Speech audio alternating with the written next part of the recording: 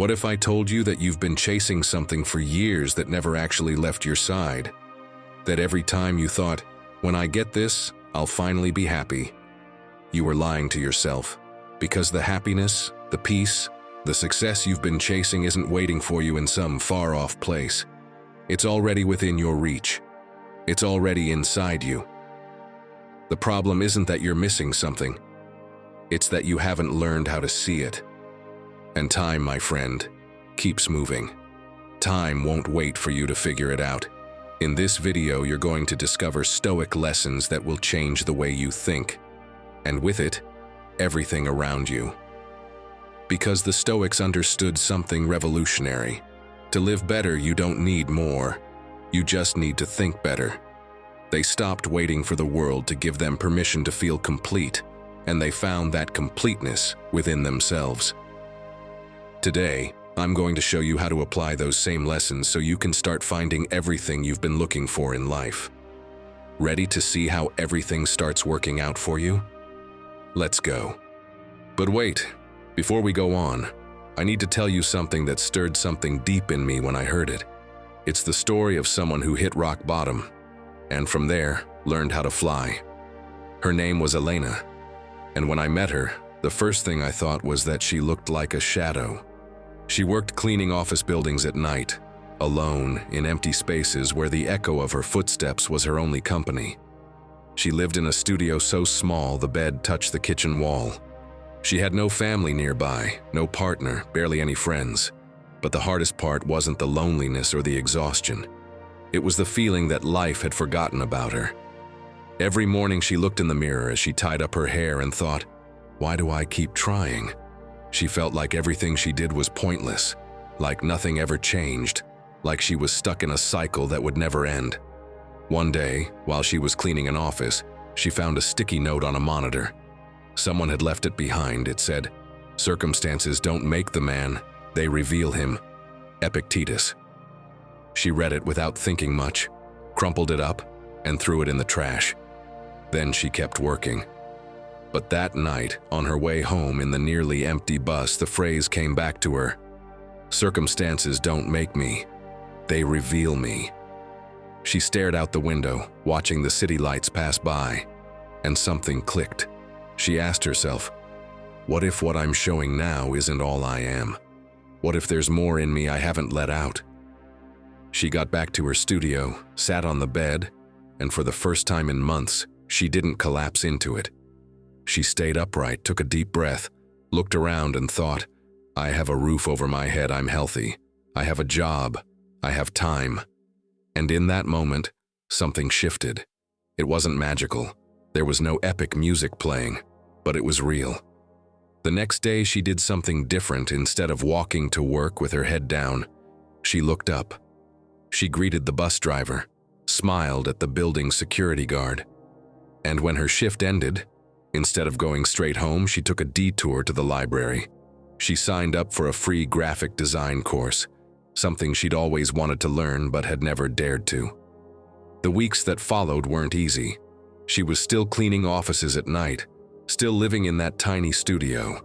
But something had changed in the way she moved through the world. She walked differently. She spoke differently. She no longer dragged her feet or avoided eye contact. She acted like someone who knew there was something valuable inside, even if she hadn't proven it yet. Months later, a designer who worked in one of the offices she cleaned saw her practicing on her laptop during her break. He asked what she was doing. She showed him. He was impressed. He offered her a part-time job as an assistant. She said yes. Today, ELENA doesn't clean offices anymore. She runs her own design studio. And when people ask her how she did it, she always says the same thing. I learned how to think the right way, and the world just followed my lead. So tell me, how much longer are you going to wait before you start thinking like that? If this story speaks to you, it's because you also have inside you what you've been looking for outside. Today, I'm going to share with you what ELENA discovered that night she read Epictetus's words. Because maybe the only thing you need for everything to start working out is to change the way you think. If you're ready, subscribe and become a member to keep building this new version of yourself. And tell me in the comments, What have you been searching for on the outside that was already inside you? Or just write, "Me, a Stoic. My change starts today." 1. Wealth begins with how you think. Have you ever seen a neglected fish tank? At first it just looks like murky water, but if you look closer, it's worse. Algae covering the walls, the filter clogged, the fish swimming slowly, almost lifeless. And the strange part? It all started with something small, a single algae cell. But no one noticed it, no one stopped it, and it spread. In just a few days, the crystal clear water turned green and thick. The fish, once swimming freely, now barely have room to move. And the worst part? All of it could have been avoided by simply changing the water and cleaning the filter on time. But neglect, just not paying attention, turned an entire ecosystem toxic. Now tell me, doesn't the same thing happen in your mind? Every time you think, "I'm not good at this," that's one algae cell. Every time you see someone shining and whisper to yourself, "Nothing good ever happens to me," you just planted another one. And when you say, "Better not try, it'll probably go wrong," the water's already starting to cloud at first. You don't notice. You go about your day, your routines. But little by little, without realizing it, your mind becomes a space where you can't breathe anymore, where everything feels heavy, where there's no clarity. And the most painful part is, it was you who let it grow. But listen to this. You can do the opposite. You can clean the water, you can change the filter, you can start to see clearly again. Can you imagine treating your mind as a sacred space that deserves constant care? That's exactly what Epictetus did. Even though he lived in chains, even though he spent his days serving others, he never let his mind be polluted with victim thinking. While other slaves cursed their fate, he protected his inner world as if it were the only thing he truly owned. And he was right. Because even with shackles on his feet, his thoughts were free. That's why he wrote, "It's not things that upset us, but the way we think about them." They could take everything from him, except how he chose to interpret reality. And that, my friend, was his true power. Put yourself in his shoes for a second. Do you think Epictetus told himself, "I'm just a slave. I can't do anything"? Do you think he looked in the mirror and thought, "My life has no value, impossible"? Because he understood something fundamental. If your head is full of thoughts of lack, even if someone gives you abundance, it will never feel like enough. But if you fill your mind with thoughts of fullness, even with little, you'll walk like someone who already has it all. And that difference, that daily choice of how you think about yourself, is what shapes your entire life. And there's something else, something modern science confirms. Your body reacts to how you think. This isn't abstract philosophy, it's pure biology. When you repeat to yourself, "I can't," your nervous system registers it as a threat. Your breathing becomes shallow, your muscles tense up, your posture collapses. It's like your body prepares for failure before you've even tried. But when you choose to think, "I can, I'm ready, I already have what I need," the opposite happens. Your breath deepens, your chest opens, your gaze lifts. Your body switches into confidence mode. And from there, everything changes. Conversations flow more easily. Opportunities seem to appear. People respond differently to your energy. It's not coincidence. It's a direct result of how you decide to think. So, what are you going to do with this? Are you going to keep letting the algae take over your mind? Or are you going to start cleaning the water today? Because I'm going to give you the tools, but it's up to you to use them.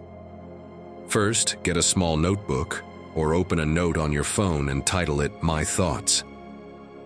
Every time you catch yourself saying something negative about yourself, write it down, not to punish yourself, just to see it clearly. And right underneath, write the true version. For example, if your mind says, "I'm always late to everything," write next to it, "I'm improving my time management every day." If it says, "I never finish what I start," write, "I've finished many things in my life, and I'll finish this too."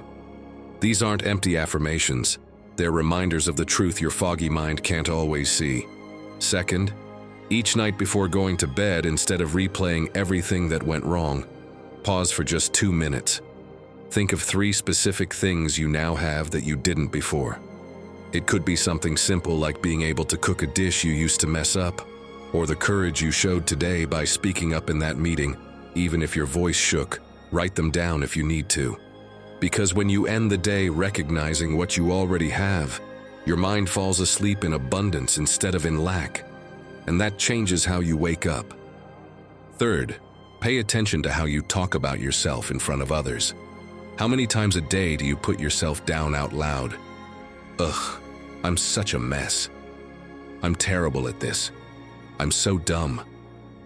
Every time you do it, you're not only polluting your own mind, you're training others to see you that way. From today on, when you notice you're about to say something negative about yourself, swap it for something neutral or positive. Instead of, "I'm terrible with numbers," say, "Numbers aren't my strength, but I'm learning." It's a small shift, but your brain registers it, and over time it starts to believe it. Your abundance begins in how you think, because your mind is the filter through which you see your entire reality. If the filter is dirty, everything you see will feel blurry, heavy, impossible. But if you choose to clean it, if you choose to care about what comes in and what you repeat to yourself, then even on the grayest days, you'll still see light. And sooner or later, my friend, you will harvest exactly what you've been planting in your mind. So tell me, what are you planting today? Be grateful for what you don't see. Yet imagine you're in the waiting room of a hospital. You've come to pick up some test results. It's nothing serious, they said, but still, you feel that knot in your stomach. You check the clock every 2 minutes. The walls are white, cold. There are other people waiting, all with the same tense expression. Finally, they call your name. You walk into the office, sit down. The doctor opens your file and starts flipping through the papers without saying a word. That silence feels eternal. And in your head, that little voice whispers, "It's bad. They found something. The worst always happens to me." But what if instead, while you wait, you take a deep breath and think, "Thank you because everything's going to be fine. Thank you because my body is strong. Thank you because whatever the result is, I'll know what to do." That's not denial. It's not naivete. It's standing face to face with uncertainty and choosing gratitude over fear. Because, my friend, when you give thanks before you know the outcome, you're not lying. You're choosing to trust. And that choice changes everything. Being grateful before you have something isn't some cheap mental trick. It's a strategic decision. It's telling your mind, "I'm ready to receive. I deserve good things, and even if I can't see them yet, I know they're on the way." Because think about it. If you go through life carrying the energy of someone who expects the worst, that's what you project. Your posture shrinks, your voice softens, you avoid eye contact. And people, even if they don't know why, react to that energy. But if you move like someone who knows things are going to work out, your whole body shows it, and others feel that too. Seneca understood this perfectly. He lived surrounded by luxury, power, and privilege, but he never confused external abundance with internal abundance. He knew that real wealth wasn't in what he owned, but in how he related to it. That's why he wrote, "It's not the one who has much who is rich, but the one who wants less." Because gratitude doesn't come when you have it all. It comes when you decide to feel complete with what you already are. And from that calm place, you can give thanks even for what hasn't arrived yet, because you trust you're ready to receive it. Let me tell you something that happened to me years ago. I met a guy at the gym. He always showed up early, always smiling, always in a good mood.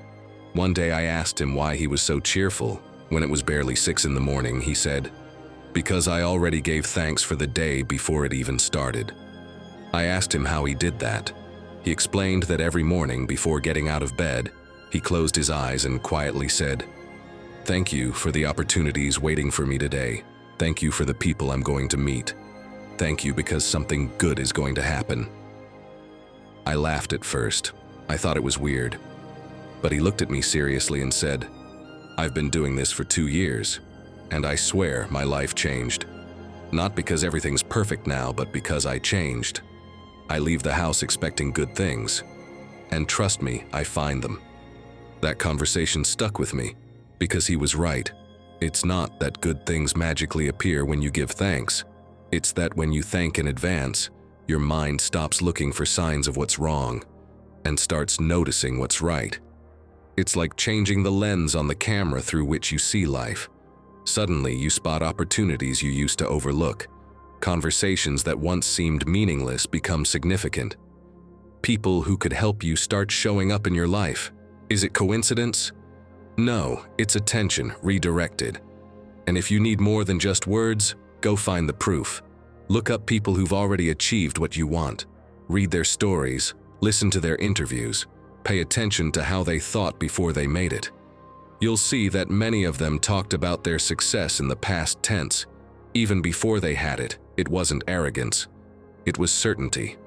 They walked, spoke, and acted as if they already were that person. And the world eventually played along. So, my friend, start today. Don't wait for proof before you give thanks. Give thanks now, while you're doing the dishes, while you wait for the bus, while you're in the shower. Say it out loud or silently. Thank you for what's on the way. Thank you because I'm ready to receive it. Thank you because my life is getting better. And if at first you feel silly, good. That discomfort means you're breaking an old pattern. You can also write a thank you letter to your future self. Imagine you've already achieved that thing you want so badly. Write to thank yourself for staying strong, for trusting, for not giving up. Put a date on it, sign it, save it, and when the day comes, open it. You'll be surprised to see how many of the things you were grateful for are already there.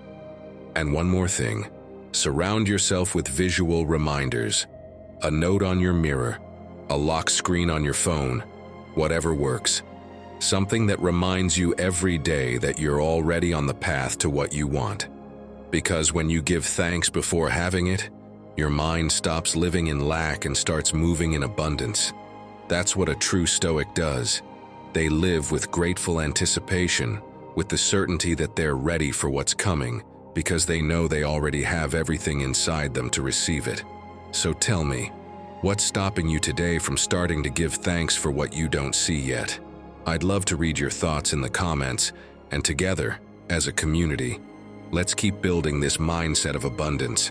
Because when you think like this, everything starts working out. 3. Free yourself from seeking approval. Have you ever felt like your worth depends on someone else's opinion? Like you can only breathe easy once they applaud you, praise you, or say, "You did great." Have you ever stayed quiet in a conversation because you thought what you had to say wasn't enough? That feeling that you have to impress, prove something, earn your place. Even though deep down, you know you already belong. Picture yourself at a fancy restaurant with people you want to impress. Maybe it's coworkers, maybe your partner and their parents, maybe old friends you haven't seen in a while. The waiter brings the wine list. Everyone looks around, waiting for someone to choose. You know about wine. You've read about it, even taken some courses. But suddenly the inner voice kicks in. What if I pick the wrong one? What if they laugh? What if they think I'm trying too hard? So you smile and pass the menu to someone else. And while they make the choice, you sit there with that tightness in your chest because you knew what to pick. But your need to get it right paralyzed you. It's like carrying an invisible lock on your throat. You have the key, but you're afraid the lock might squeak, so you don't use it. And so, you go through life, my friend, holding back what you know, hiding who you are, because you think you need other people's approval to be valid. But let me tell you something. That need is the heaviest chain you'll ever carry. And that's exactly what I want to show you today. That the need to be validated, to be applauded, only clouds who you already are. You already have it, it's already in you, but you cover it up with layer after layer of doubt. Because this is what it's really about. Holding your head up even when the world seems against you. reminding yourself that you don't need anything else to take the first step. It reminds me of Malala Yousafzai. When she was just 11 years old, she was already blogging about the ban on girls' education in her region. Imagine being a child standing up to armed men threatening to kill anyone who disobeyed. Anyone would have thought, "I'm too young, too small, I have no power." But she didn't wait for credentials, resources, or protection to act. She moved with the certainty of someone who already knew her voice mattered. Even if the world told her otherwise, she didn't ask for permission, didn't beg for validation. She spoke because she believed what she had to say was necessary. And when they shot her in the head for it, instead of giving up, she came back stronger. That total absence of needing external approval, that unshakable trust in her purpose, is what made her the youngest person ever to win the Nobel Peace Prize. Marcus Aurelius, in a different era, lived something similar. Surrounded by power, war, and betrayal, he wrote in his journal to remind himself that none of it could touch his essence. "Always remember this," he wrote. "You have power over your mind when not outside events. Because that need for approval arises when you give the outside world the power to define you. And it's not that he had no problems. It's that he chose not to beg for what he already had inside." Can you imagine Marcus Aurelius today, obsessively refreshing his LinkedIn to see how many likes his last post got? Getting anxious if not enough people reacted? Impossible, right? He already knew that his worth wasn't measured in applause or screen metrics, but in his inner compass. And that's exactly what I want you to start practicing too, my friend. Because listen, the need for approval doesn't just hold you back. It drains you. It puts you on an emotional roller coaster where one compliment lifts you to the sky and one criticism crushes you. You spend your days measuring your worth based on other people's reactions. And that, my friend, is giving control of your life to people who don't even really know you. But when you let go of that need, something amazing happens. Suddenly you speak more clearly. You move more freely. You make decisions based on what you truly want, not on what you think others expect from you and people notice. Because there's a huge difference between someone who speaks seeking validation and someone who speaks from certainty.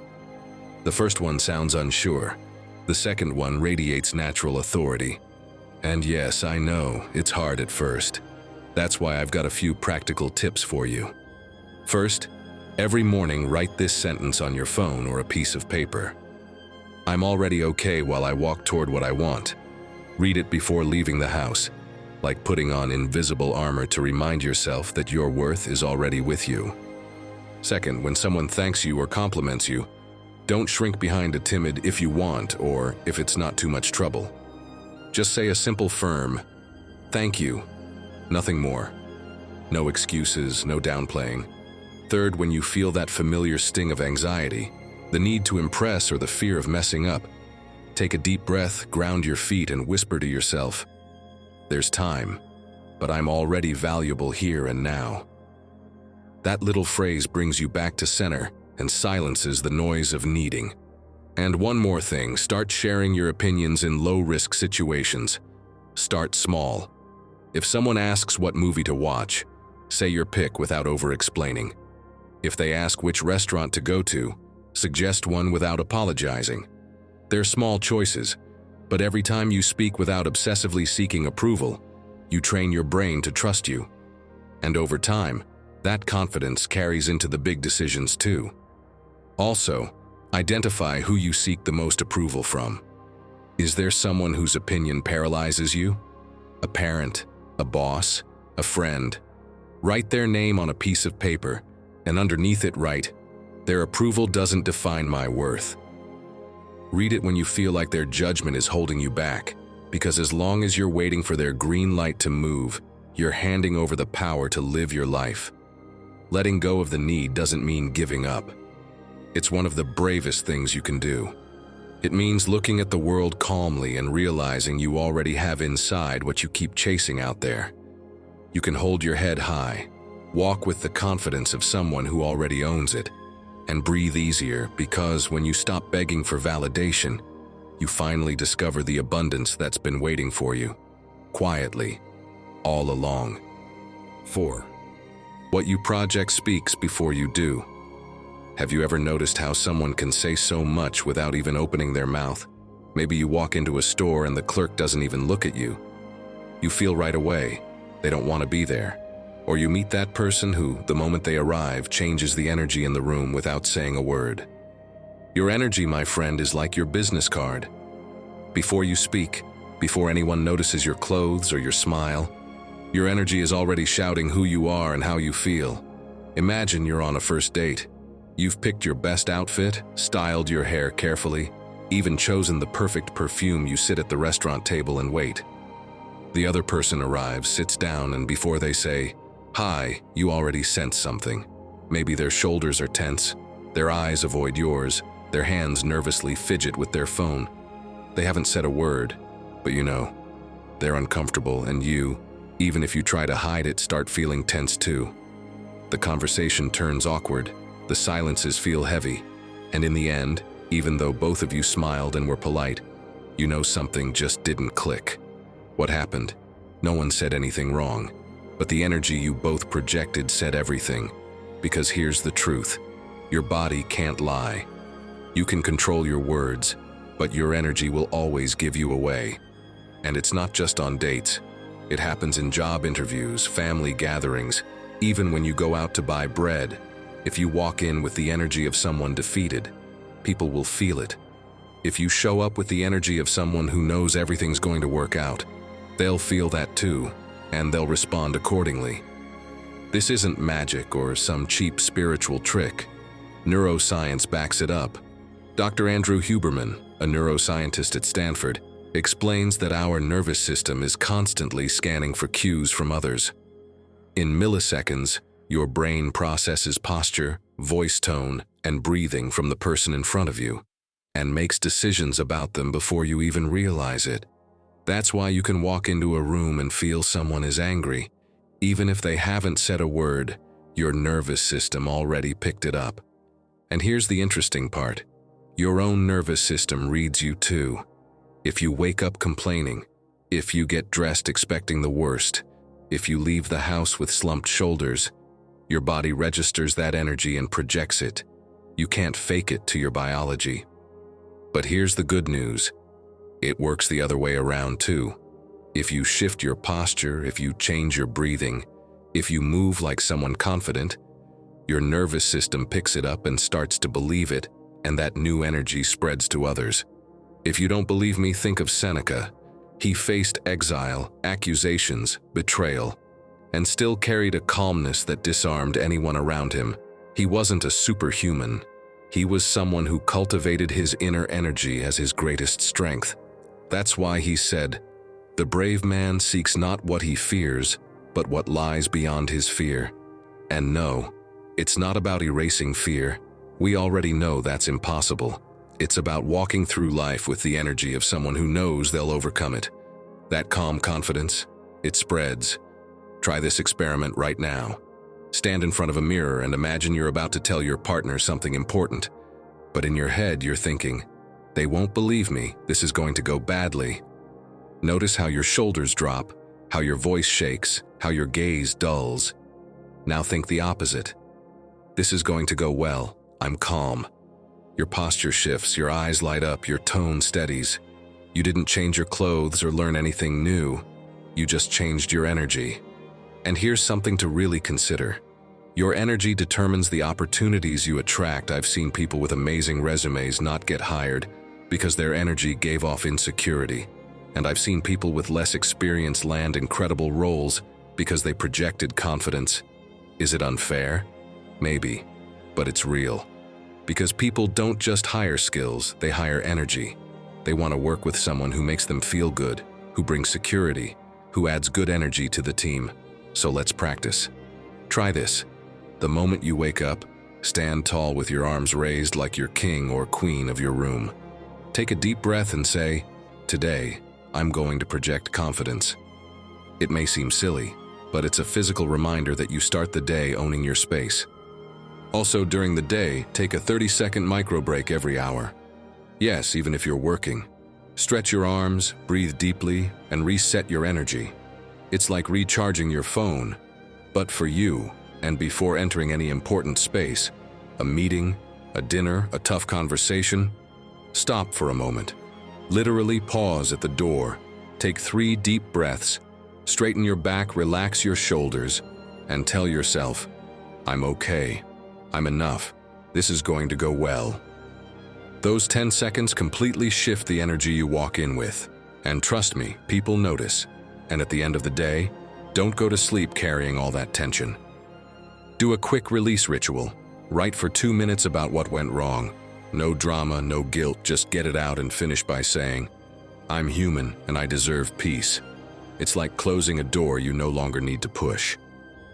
When you act as if you're already the person you want to become, your energy changes, and with it, everything you attract. It's no coincidence that people gravitate toward those who radiate calm and confidence. It's because that energy says, I already have it, I already am. And just like that, without even noticing, you begin to think and live as if you already have everything you've been looking for. 5. Teach your body to speak for you. Your body never lies. Before your lips move, before you say a single word, it's already shouting how you feel. It's the loudspeaker of your mind. And even if you try to hide it, it always shows. Think about it. Have you ever walked into a room and for some reason everyone seems to ignore you? Have you ever caught your reflection in a window, walking hunched over, shoulders slumped, like the world is weighing you down? In that moment, you weren't in control. Your body was. And it wasn't on your side. Because your body is like a megaphone. It amplifies what you feel inside, even if you say nothing. If you feel defeated, your posture collapses, your voice softens, your steps drag. And the worst part? It's not just others who notice. You notice it too. Every time you see yourself looking powerless, your mind believes it a little more. But when you decide to change it, even if it feels fake at first, something lights up. Your breath deepens, your chest opens, your energy rises. Your body starts telling you, come on, you've got this. And there's solid research behind this. Studies in body psychology have shown that holding expansive postures for just 2 minutes increases testosterone, the confidence hormone, and lowers cortisol, the stress hormone. But the most fascinating part? It actually changes how you see yourself. It's not just that others see you as more confident. You start to feel more confident.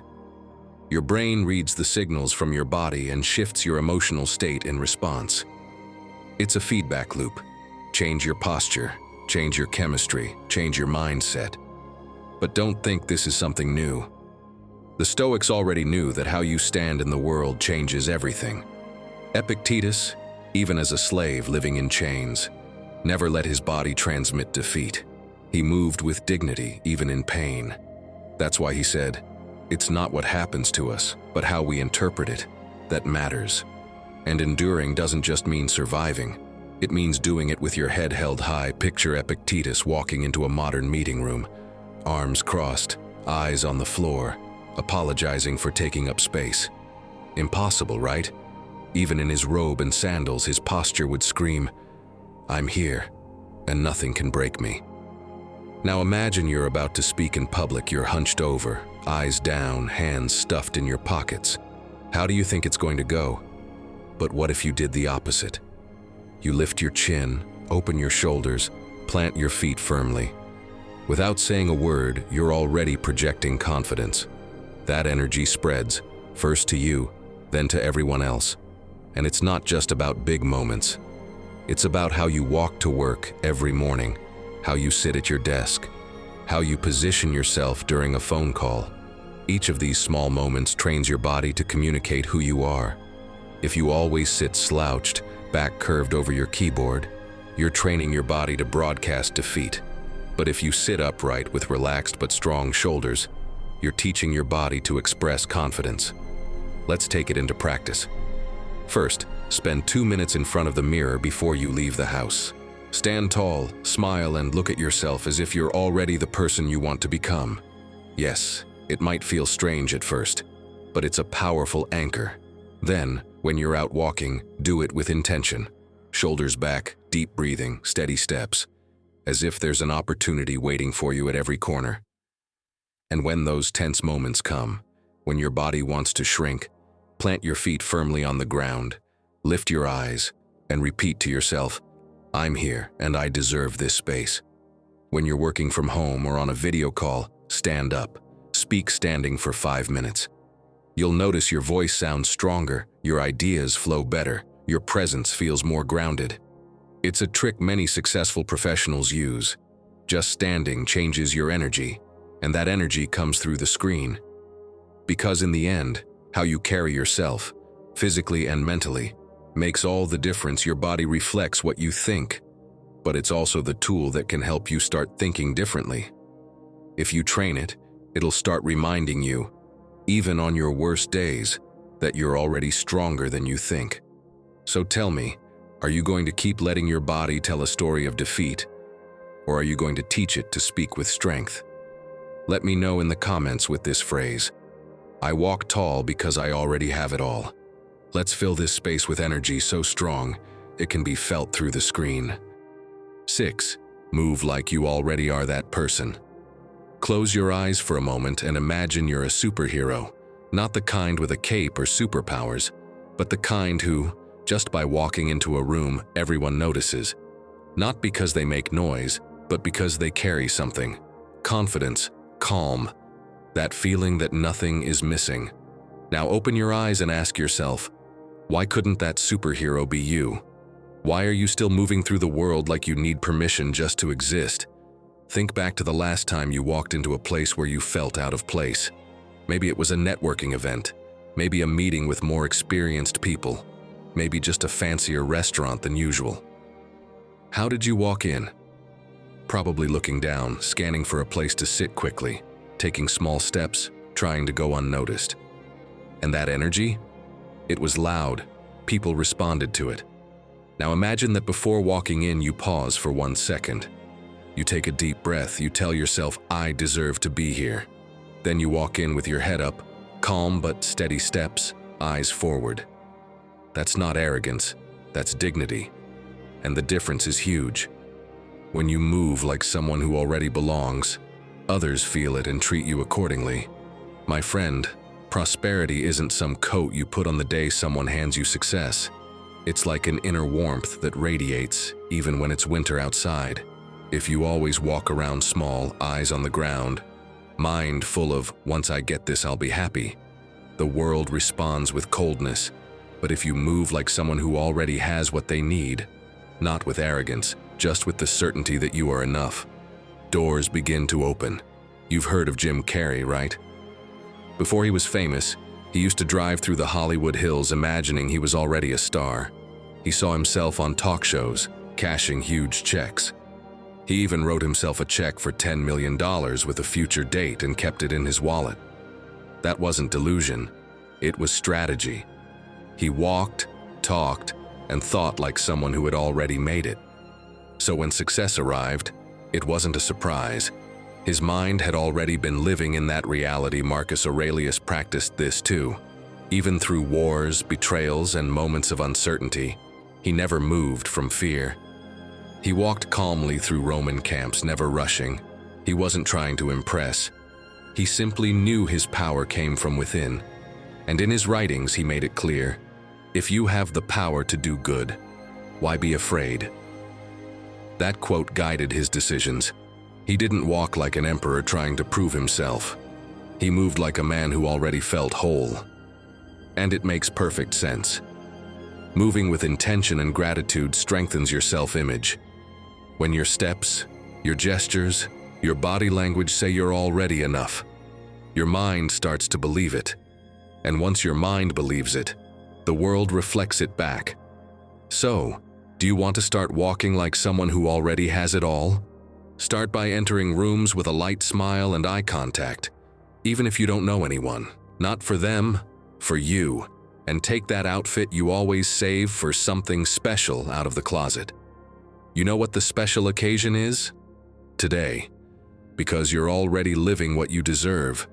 Speak to people without apologizing for existing. No more, "if it's not too much trouble," or "sorry to bother you." Your time and your energy are already valuable. Act like it. And here's something key. Watch how the people you admire move. Not to copy them, but to learn. How do they walk? How do they speak? What kind of energy do they give off? You'll notice the most confident people aren't the loudest. They're the calmest. They don't need to shout or show off. Their presence speaks for them. That's the energy you want to cultivate. My friend, walking like someone who's already successful isn't pretending. It's remembering who you are. It's acting with the calm of someone who already has it all, even if the world hasn't seen it yet. That's how you start to think and live like you already have everything you've been chasing. 7.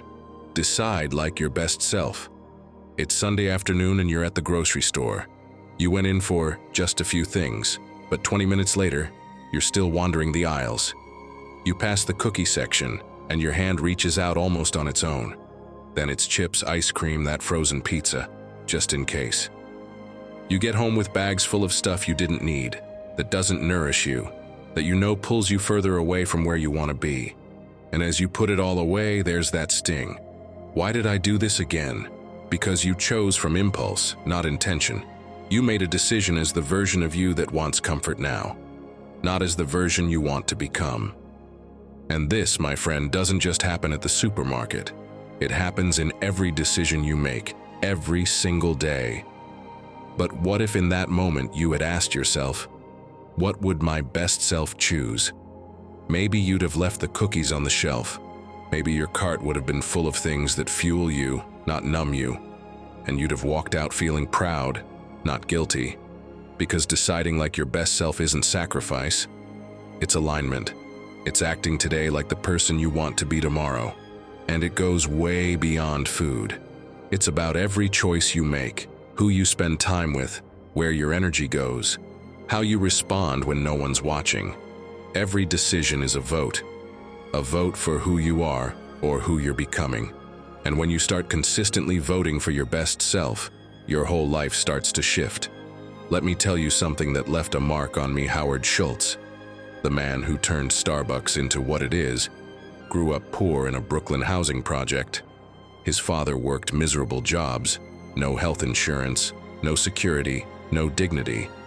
Howard watched that system break his family. So when he had the chance to lead Starbucks, he faced a brutal decision. Do what every other company did, hire part-timers without benefits to maximize profit, or do something radical.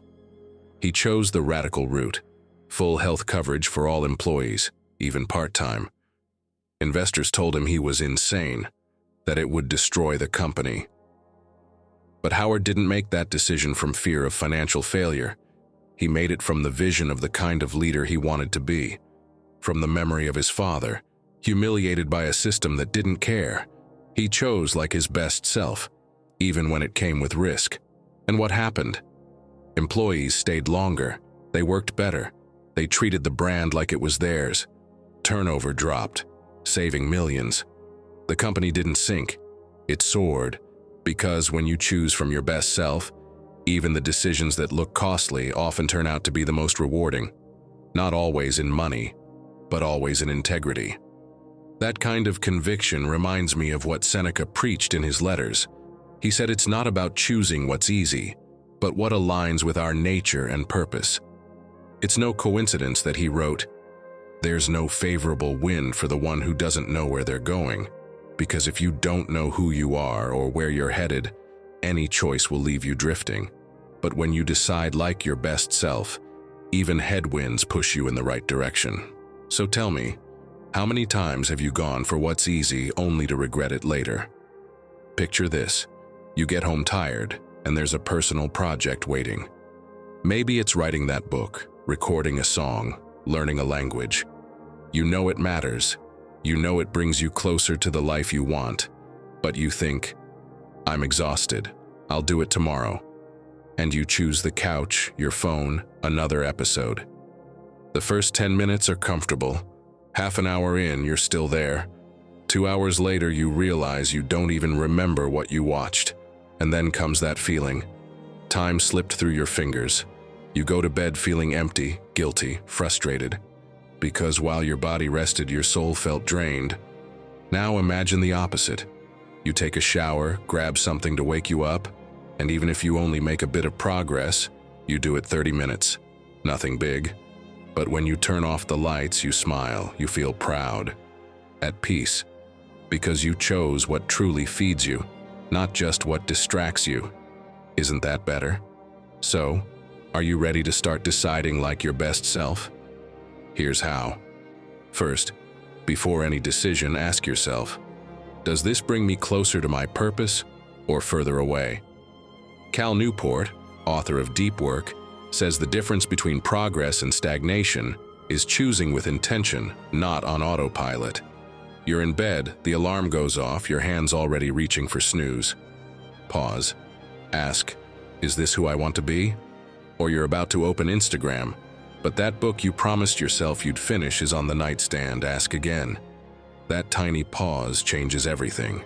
Your best self always chooses what builds, not what numbs. Next, visualize yourself 5 years from now. Not as a fantasy, but as a real person walking up to you. They're calm, confident, everything you admire, and they say, "Thank you for choosing well when it was hard, because that's why I'm here today." That image shifts everything. If you're choosing between zoning out on the couch or putting 30 minutes into that dream of yours, think of that future self. Who's going to show up in 5 years?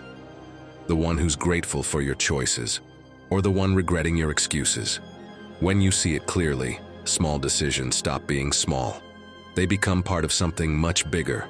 Remember, deciding like your best self means daring to act today like the version of you you admire in the future. It means choosing what helps you grow, even when it's uncomfortable. Because every choice, no matter how small, brings you closer or pulls you further from the life you want. There is no in-between. And when you start thinking and living like you already have it all, your decisions won't feel like a burden.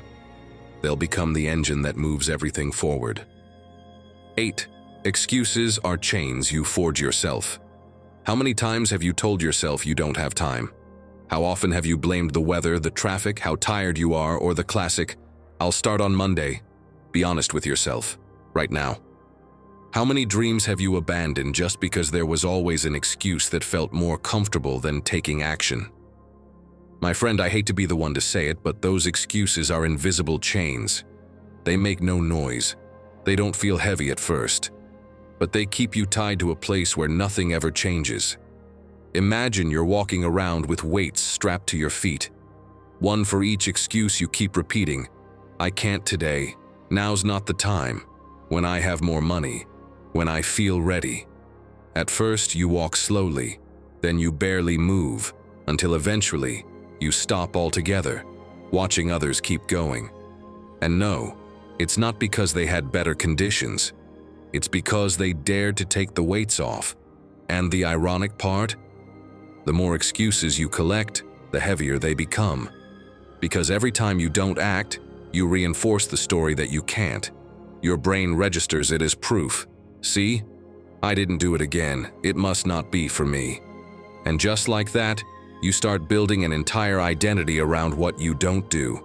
You become someone who always has a reason, but never results. And you make excuses even for the smallest things. Think about that drawer in your kitchen that doesn't close properly. Every time you open it, it sticks. Every time you push it, it squeaks. You deal with it 10 times a day, and every time it frustrates you.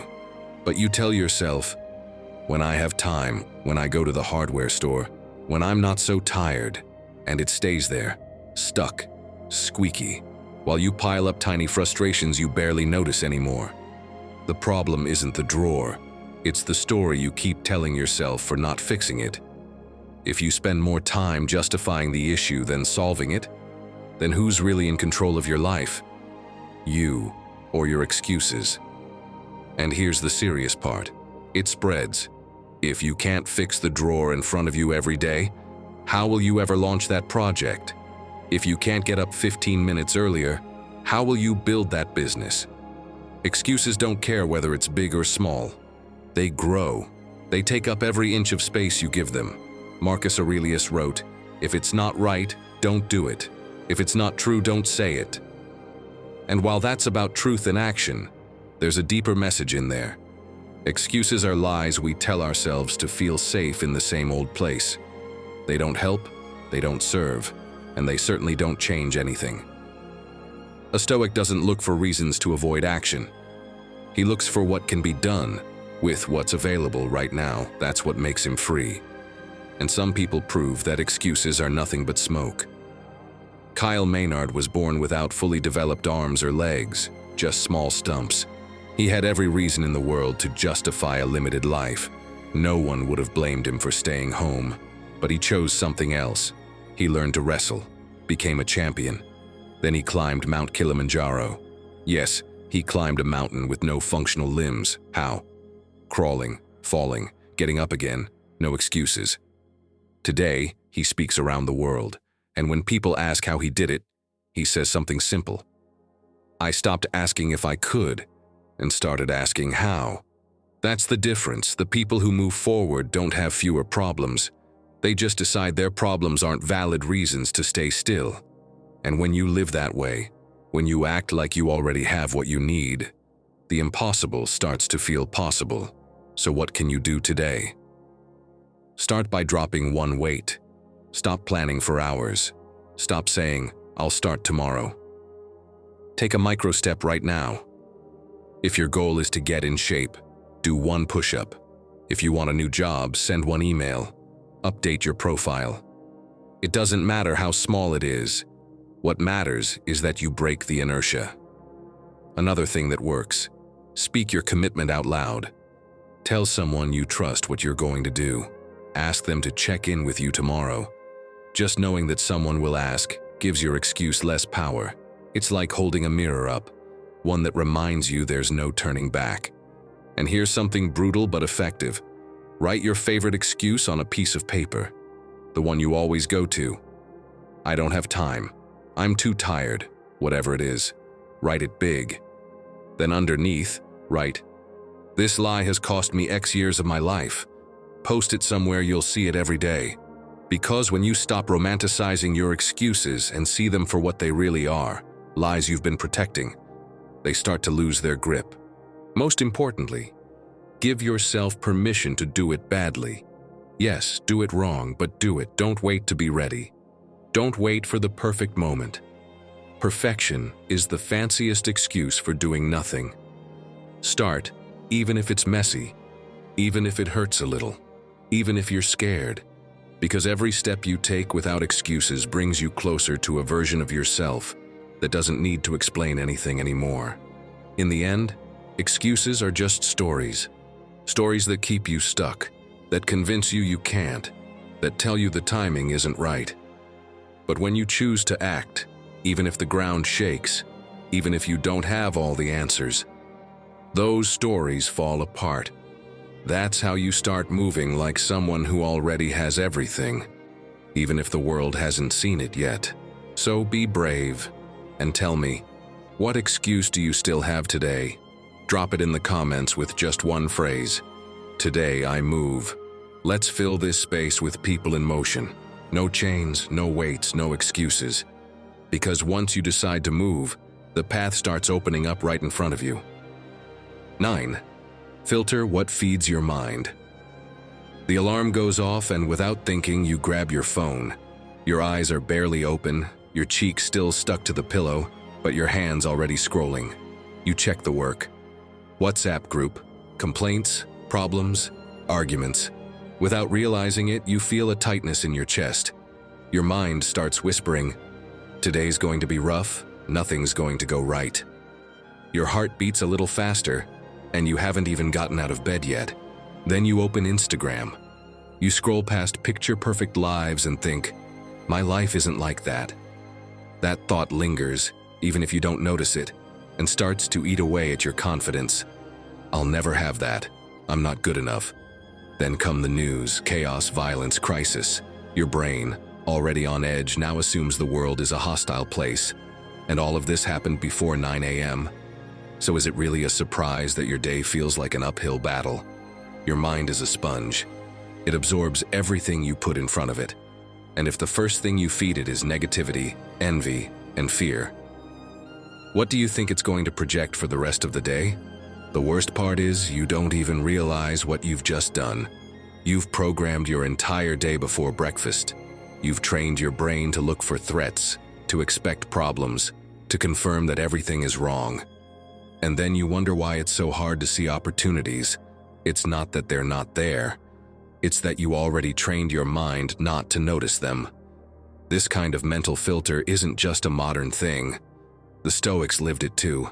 Marcus Aurelius, surrounded by war, betrayal, and constant tension, could have easily been swept away by the noise. But he chose differently. He understood that he couldn't control the chaos outside, but he could choose the color he painted inside his mind. That's why he wrote, "The soul becomes dyed with the color of its thoughts." If you fill your head with fear, guess what you'll see? Darkness. But if you choose thoughts of calm and gratitude, even in the chaos, that's what you'll project. Dr. Jim Quick, a brain coach who's worked with universities and global companies, teaches this too. He says your mind is like a garden. Whatever you plant, that's what grows. If you start every day planting seeds of negativity, alarmist news, toxic comparisons, endless complaints, don't be surprised when your mental garden is overrun with weeds. But if you choose to plant inspiration, learning, and uplifting conversations, your garden flourishes. And here's the best part. Consuming positive content takes the same amount of time as negative content. The difference? Intention. He shares how many of his high-performance clients radically improved their productivity, not by working longer, but by changing what they consumed in the first 2 hours of the day. They stopped starting with emails and headlines. Instead, they began with reading, learning, visualizing. The result? More clarity, more energy, better decisions. Because when you feed your mind the right way, everything else gets better. So today, start protecting what enters your mind. First, turn off those social media notifications that pop up every few seconds. Set a specific time to check them. Don't let them dictate your day. You know what happens when your phone isn't buzzing all the time? You get more space, more calm, more you. Second, every time you feel tempted to flood your mind with drama, noise, or gossip, swap that moment for something that feeds you. Listen to a podcast that lifts you up. Open a book that teaches you something. Even play music that energizes you. Seriously, try it. The shift is instant. And it's not just me saying this. A study from Penn State found that reducing exposure to negative news lowered anxiety symptoms by 27% in just 1 week. 1 week, one small change, and your mind can finally breathe. Why? Because you stop poisoning your thoughts. If you wouldn't feed your body spoiled food, why feed your mind with trash? Third, create an emergency content kit. On those low days when your energy dips and your finger is reaching for the endless scroll, you'll have a pre-made list ready to go. 3 videos that inspire you, 2 songs that lift your mood, 1 chapter of that audiobook that always gets your mind right. It's your mental first aid kit. And it works, because when you're feeling down, it's hard to make good choices. But if you already made them when you were clear, all you have to do is press play. Also, take a look at who you follow on social media. Do they make you feel motivated or not good enough? Do they teach you something or just waste your time? Don't be afraid to unfollow accounts that don't serve you. Your feed should help you grow, not stress you out. And if that means unfollowing a cousin who only posts complaints or an influencer who makes you feel like your life isn't enough, do it. Your mental health is worth more than their likes. Because when you control what enters your mind, you stop being a victim of the noise and start being the master of your thoughts. And when your mind feels free, it starts thinking as if it already has everything, because it stops searching outside for what was inside all along. 10. Enjoy the process, not just the destination. Have you ever hiked up a mountain with your eyes fixed only on the summit?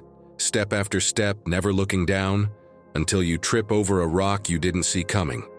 That's what happens in life when you focus only on the final result. You get obsessed with getting there and miss everything that transforms you along the way. Think about it. The summit of a mountain is just a point. You might spend 20 minutes there, take a photo, eat something, and head back down. But the climb? That took hours, days of preparation. And if your whole focus was on getting to the top, you missed the sunrise along the trail, the deep conversation with your hiking partner, the moment your legs felt like they couldn't take another step. But you kept going.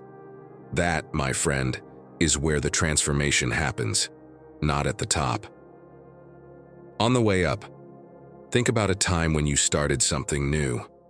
Maybe a language course, the gym, learning to play the guitar. At first you were excited. You told everyone, bought supplies, made a plan. 2 weeks later, you looked in the mirror, didn't see any changes, didn't feel progress, and thought, this isn't working, this isn't for me. So you gave up. What you didn't realize was that the real change had already begun during those days. Your mind was already planting the seeds, but you didn't trust the process. That's where most people stop, frozen, staring at the summit, thinking it's too far away. And that's exactly where you need to decide to be different instead of obsessing over how far you still have to go. Start imagining you're already at the top. Feel in your body what it would be like to be there. Breathe like someone who's already made it. Think like the person who's already achieved their goal. When you adopt that mindset, every step stops feeling like a sacrifice and starts becoming a confirmation that you're living the life you want. And something magical happens when you think like that. The days when you used to get frustrated for not seeing results become lighter. You no longer need constant proof that you're improving, because deep down, you feel it. Every workout, every study session, every tough conversation stops being a burden and becomes a building block in something that already exists in your mind. Even on the days when it feels like nothing's happening, they still count, because now you're walking with certainty, not scarcity. There's a fascinating study from the University of Chicago that proves this. Researchers followed 2 groups learning to play piano. The first group was told to focus on playing a piece perfectly for their final recital. The second group was told to enjoy each practice session, to celebrate every little improvement. The result: the second group not only had more fun, they played better at the recital. Why? Because they weren't stressed about the outcome. They were present in each note, each mistake, each improvement. They lived the process like they were already pianists, not like they were just hoping to become one. Ed Mylett, one of the most influential high-performance coaches in the world, puts it perfectly. Most people delay happiness. They say, I'll be happy when I get there. But when they get there, their brain is already programmed to chase the next goal instead of enjoying the achievement. It's a never-ending cycle. The ones who truly succeed are the ones who learn to be happy along the way, celebrating every small win, because they know those are what build the big one. That's the difference between people who reach their goals exhausted and people who reach them fulfilled. If you only value the destination, you'll be so burnt out when you get there that you won't be able to enjoy it. But if you value the journey, every day has meaning, every step adds up. And when you finally arrive, it's not a surprise or a relief. It's the natural confirmation of what you've already been becoming. Seneca understood this perfectly. He didn't wait for everything to be perfect to feel good. He enjoyed each step of the process, even when it hurt. In his writings, he reminds us that life is not a race toward a trophy, but a series of lessons as the wind shakes you. That's why he wrote, "No tree grows strong and steady if the wind doesn't shake it." Do you see? It's not the final goal that transforms you. It's every rock, every obstacle, every moment where you choose to keep moving forward. When you think like you're already at the top, even the stumbles become part of the experience. And every step stops being a struggle and becomes a joy in the journey. 11. Make room for what you deserve. You open your closet and there they are. Those shirts you haven't worn in years, those pants you say you'll fit into someday, those shoes that only ever hurt your feet. Every morning, instead of getting dressed quickly and feeling good, you waste time digging through things that no longer represent who you are. Your hand moves from hanger to hanger, searching for something that makes you feel like you. But all you see are memories of who you used to be, not who you are now. And the worst part isn't the time lost. It's the silent message you're sending yourself, that you need to keep the old because you don't trust that something better will come. But what if I told you this isn't just about clothes? It's about everything you've been holding on to in life. Relationships that no longer nourish you, projects that no longer excite you, thoughts that only weigh you down. You cling to them because you're scared that without them you'll be empty. But the truth is, it's the opposite. What you refuse to let go of is what's keeping you stuck. There's a huge difference between keeping and hoarding. Keeping means holding on to what has real value, what supports you. Hoarding is clinging to everything out of fear of the void, and most of us are hoarding. Not just things, but also guilt from the past, resentment toward people who are no longer in our lives, expectations that were never fulfilled. All of that is weight, and as long as you carry it, there's no space for anything new. Think about the feeling of walking into a freshly cleaned room. Everything looks bigger, brighter. The same happens to your mind when you let go of what no longer serves you. Ryan Holiday, author and modern-day Stoic thinker, says that when he moved houses, he applied a strict rule. If he hadn't used something in 6 months and it had no deep sentimental value, it was gone. No, just in case. No, maybe someday. Gone. And what he discovered was surprising. He didn't miss a single thing. Not one. But he noticed something else. With fewer things around, his mind was clearer, his decisions sharper, his sense of freedom stronger. Because living surrounded by the old keeps you chained to the past. It's like trying to drive while staring only in the rearview mirror. When you let go, you create room for what's new, for what truly aligns with the person you're becoming. And there's science to back this up. A Yale University study showed that physical clutter raises cortisol levels, the stress hormone, and decreases focus. It's not just that your house looks messy. Your brain actually works worse. That stack of paper on your desk, that drawer full of just-in-case junk, they're draining your energy more than you realize. But this goes beyond the physical. There's a psychological concept called sunk cost. It's when you keep investing time, money, or energy into something just because you've already invested a lot in the past. You stay in a job you hate because I've been here 5 years. You stay in a relationship that doesn't work because we've built so much together. You hold on to expensive books you'll never read because they cost too much to throw away. But the past is over. The money's gone, the time is spent. Continuing only because of what you've already given doesn't get that investment back. It just blocks what's next. And if anyone understood this, it was Epictetus. Not because he had a lot, but because he knew freedom came from being willing to let go. He didn't hold on to resentment. He didn't cling to luxury. He didn't need anything that wasn't essential.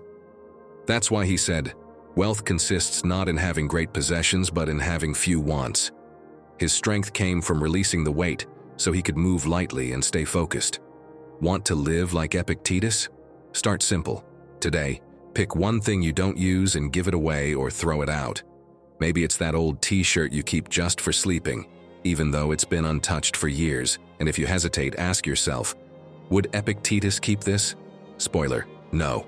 And when you let it go, you'll feel something strange. Relief, lightness. Like clearing out a physical corner also cleared out a corner of your mind. But it's not just about things. Reevaluate your commitments too. Is there something you do just because you have to, even though it drains you? Maybe it's a weekly meeting that no longer makes sense. Maybe it's a project that no longer aligns with your goals. Canceling isn't giving up. It's being honest about who you want to become. If it doesn't take you closer to that person, why keep carrying it? And here's something even harder. Let go of old identities. Maybe you still see yourself as the shy one, the one who's always late, the one who's bad with money. Those labels, whether you gave them to yourself or someone else did, don't have to define you anymore. You can drop them. You can decide today that that's not your story anymore, because as long as you carry that old identity, you'll keep acting like it's true. But when you let it go, you give yourself permission to become someone new. And don't forget the thoughts, yes, those echoing ones. I'm not enough. It's too late. I can't do it. Write them down, look at them, then let them go. Rip the paper, burn it, trash it, just don't keep them. They're like old clothes that no longer fit. No matter how much you try, they won't make you feel good. Practice digital decluttering too. Those unread emails that make you feel guilty every time you see them. Those unfinished WhatsApp chats. Those old contacts in your phone you haven't spoken to in years.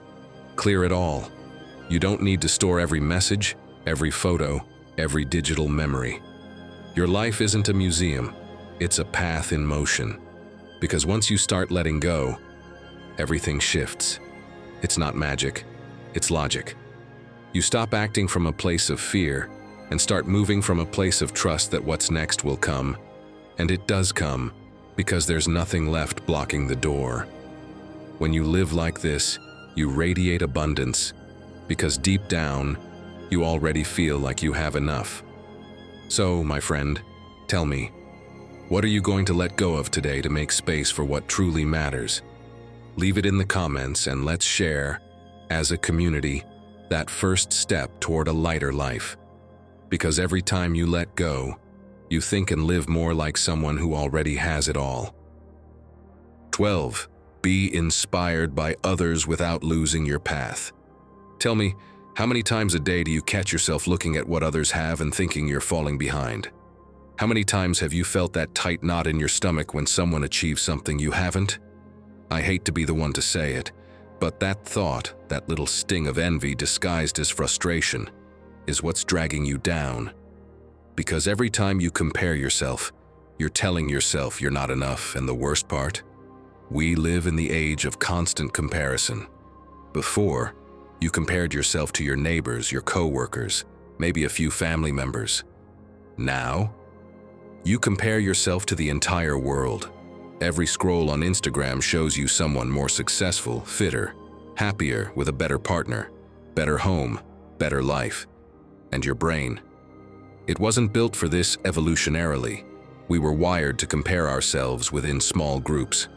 Now we compare ourselves to millions, filtered, edited, curated highlights only. It's a losing game. It's time to change that. To learn how to admire without envy. Because when you look at others from a place of lack, you shrink. But when you look at them from abundance, from the belief that you too have what it takes, their success stops being a threat and becomes a map, a possibility, an inspiration. Picture this. You're on Instagram. Someone's traveling in Japan. First photo, Kyoto, cherry blossoms all around. Second, eating ramen in a tiny local shop. Third, meditating at a Zen temple. You're at home, in pajamas, on your couch. First thought, I haven't done anything with my life.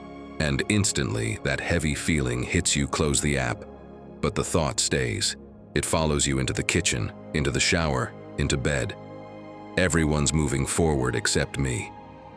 But let me ask you, who said this is a race? Who said you're supposed to be where they are? If instead of asking, why not me, you ask, what can I learn from them? Everything changes. You stop feeling less and start feeling inspired. There's a psychological concept that explains this. Fixed mindset versus growth mindset. Carol Dweck, a Stanford professor, spent decades studying it. People with a fixed mindset see others' success as proof of their own failure. If they made it, it's because they have something I don't. People with a growth mindset see others' success as proof of what's possible.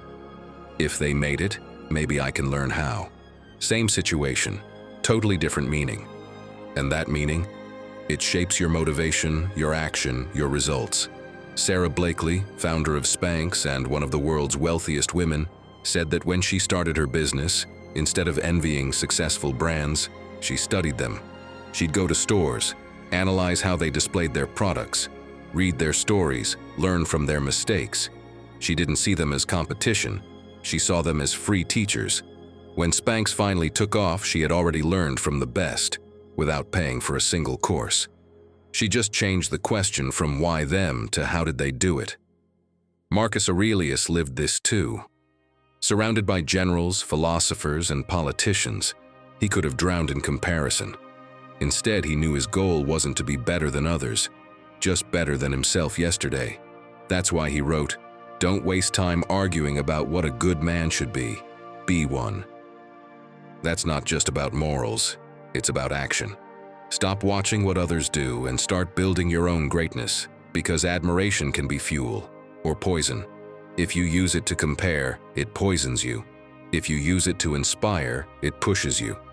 So, my friend, the next time you see someone already where you want to be, don't focus on what you lack. See them as proof it's possible. Their path doesn't erase yours, it illuminates it. Here's the truth. Every successful person you admire was once a beginner. Every expert was a rookie. Every master was once lost. And all of them, yes, all had days they felt like giving up. The difference? They didn't let comparison paralyze them. They used it as fuel. Let's make this practical. Think of someone who truly inspires you. Instead of staying silent, message them, congratulate them, admire them out loud. It feels different when there's no resentment. Next time you see someone succeed, replace "why not me" with "what can I learn from them?" That single switch in your thinking shifts your energy. And start seeing your life as the unique path that it is. Stop running races that aren't yours. There's no sense in competing with someone heading to a different destination. One more thing, celebrate others' wins out loud. When someone close to you succeeds, genuinely congratulate them. Not to look good, but to rewire your brain to see success not as scarcity, but as proof of abundance. Because when you train your mind to celebrate wins, even if they're not yours, you attract more of that energy into your own life. Also, set boundaries. If there are social media accounts that make you feel small, unfollow them. If there are people who only brag without giving value, distance yourself. Your peace of mind is more valuable than being in the loop of lives that don't inspire you. When you admire without comparing, you stop acting from lack. You begin to walk with the quiet certainty that you already have what you need. Because thinking as if you already have it all allows you to see others not as rivals, but as travel companions. So next time that sting of envy hits, ask yourself, what if this didn't hurt me? What if it inspired me? And now that you've made it this far, maybe you've already noticed, these aren't just random tips, they're pieces of a bigger picture. A blueprint for learning to live as if you already had everything. Maybe that's all you were missing. Changing the way you see your life, because when your mind believes you are already enough, everything around you begins to move differently. And to close this journey, there's one more thing I need to tell you. 13. What you're looking for is already in your hands. Have you ever looked all over the house for your keys, only to find they were in your hand the whole time? Or searched frantically for your glasses, only to realize they were sitting right on your head? You laugh when it happens, feel a bit silly for a second, then move on. But here's the funny part. You do the same thing with your life. You complain about what's missing without realizing it's already right in front of you. Think about this calmly. Yesterday, you said you don't have time for yourself, that there aren't enough hours in the day, but you spent 2 hours scrolling through videos of recipes you'll never try. Or worse, watched 3 episodes of a series you don't even really like just because it was already playing. Or maybe you complained that you're unlucky, that life doesn't smile at you. But you have friends who support you unconditionally, and you barely notice you wake up healthy each morning, but take it for granted. You have a job that lets you eat, yet you only focus on what you dislike about it. You tell yourself you have nothing, when in reality, you're surrounded by things you once dreamed of. That's the problem. You're so focused on what's missing that you can't see what's overflowing. And when you can't see it, you don't enjoy it, you don't value it, you don't live it. Here's what's powerful. There are people in the world who would give anything to have your problems, to have your small apartment, to have your boring job, to have your health, which you take for granted. I'm not saying this to guilt you, but to wake you up, because abundance isn't about having more. It's about appreciating what you already have. A study from the University of California revealed something fascinating. People who practiced daily gratitude for just 3 weeks reported significantly higher levels of happiness and life satisfaction. And here's the kicker. Nothing in their external lives changed. Same job, same house, same problems. The only thing that changed was their focus. They started noticing what they already had instead of obsessing over what was missing. And that, my friend, changed everything. You know who never made that mistake? Epictetus. He was born a slave. He had no possessions, no privileges, but he focused on what he could control. No one could take away his inner freedom. That's why he said, "Wealth consists not in having great possessions, but in having few wants." Can you imagine Epictetus wishing he had Marcus Aurelius's riches? Absurd. He didn't waste his life craving the impossible. He built greatness from what he had. That's the difference between staying stuck and moving forward. It's not what you lack, it's what you choose to see, and how you act from there. Let me say something that might sting a little. If today you had twice the money, you'd still find something to complain about. If you had the perfect body, you'd find another flaw. If you had the ideal partner, there would still be days you'd think, something's missing. Why? Because the problem isn't what you do or don't have. The problem is how your mind is trained to always search for lack. It's a habit, and like any habit, it can be changed. What you have now, though it may not seem like it, is already a gift. Every time you say it's not enough, you act from scarcity. And when you live from scarcity, even abundance won't feel like enough.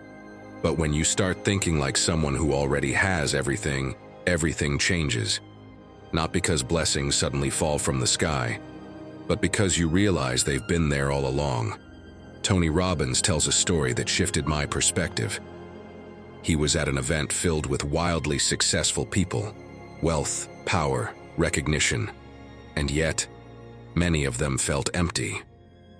One man came up to him and said, "Tony, I have everything, and I'm still not happy." Tony replied, "It's not that you're missing something. It's that you forgot to appreciate what you already have. Happiness doesn't come from getting more. It comes from recognizing what you've already gotten."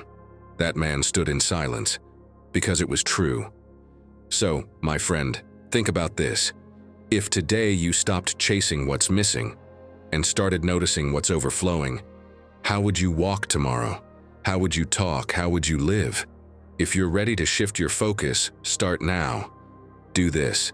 Write a list of at least 5 things in your life that you once wished for, and now you have. It can be something as simple as a roof over your head, a loyal friend, or a skill you've mastered that once felt impossible. And don't say nothing, because if you're reading this, you have internet, a device, free time, and the ability to learn that alone is more than millions have. Next, thank someone, right now. Thinking this way, with a Stoic mindset, with abundance, with certainty, is what makes everything start to fall into place. Each morning is a new chance to choose thoughts that strengthen you, to see opportunity where others see obstacles, to believe you deserve the good that's on its way. Because when you change the way you think, your entire reality transforms, not because of magic, but because you begin to move, decide, and act from a completely different place. If this message resonated with you, drop a comment below. Today I start thinking this way, and everything will go well for me. The fact that you've made it to the end says a lot about your commitment to yourself. And that's what builds real strength, day by day. Subscribe so you don't miss what's coming next. And if you know someone who needs this message, share it with them. Click the videos on screen and let's keep walking this path together.